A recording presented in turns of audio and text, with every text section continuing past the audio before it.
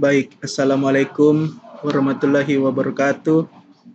Sekarang kami akan menjelaskan materi tentang penilaian, analisis, dan jaminan keamanan. Jadi di kelompok kami terdiri dari 2 orang, di mana saya sendiri Rafael Ferdinand Wayong dengan NIM 202216. Dan saya dari Christopher dengan NIM 202161. Oke. Kebijakan keamanan merupakan sebuah perencanaan, proses, standar, dan petunjuk yang didokumentasikan dengan baik yang dibutuhkan untuk memenuhi keamanan informasi pada suatu organisasi. Kebijakan keamanan sistem informasi meliputi pemeliharaan sistem, penanganan risiko, pengaturan hak akses dan sumber daya manusia, keamanan dan pengendalian aset informasi, dan kebijakan keamanan server. Membangun kebijakan keamanan. Membangun kebijakan keamanan sistem adalah langkah yang penting untuk melindungi sistem komputer dan data dari ancaman yang ada.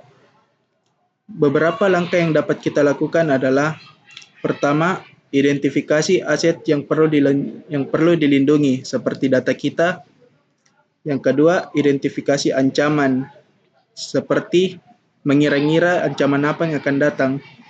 Yang ketiga, evaluasi risiko, di mana kita harus pikir risiko apa yang disebabkan oleh ancaman tersebut.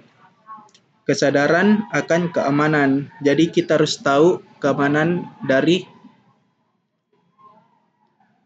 suatu data yang ingin kita lindungi apakah sudah aman atau tidak. Yang kelima, evaluasi dan pengujian. Spesifikasi persyaratan keamanan. Dalam keamanan akan bervariasi tergantung pada jenis sistem yang dimiliki maupun dari segi environment-nya. Berikut ialah beberapa syarat yang dapat dipertimbangkan. Yang pertama, autentikasi. Yang kedua, otorisasi. Yang ketiga, pembaruan sistem. Dan yang keempat, pengelolaan password. Identifikasi ancaman terhadap sistem.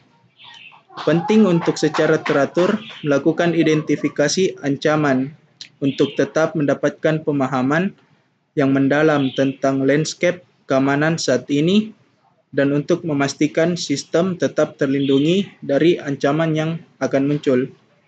Berikut ialah beberapa langkah tersebut. Yang pertama, analisis terhadap kerentanan sistem. Yang kedua, tinjauan keamanan. Yang ketiga, pemantauan keamanan sistem. Sertifikasi keamanan. Sertifikasi keamanan adalah proses di mana suatu organisasi, produk, ataupun individu yang dievaluasi oleh lembaga, serta independen untuk memverifikasi bahwa mereka memenuhi standar keamanan tertentu. Sertifikasi keamanan dapat diterapkan dalam berbagai konteks, termasuk keamanan sistem komputer, pengelolaan data, infrastruktur jaringan, atau praktik pengembangan perangkat lunak.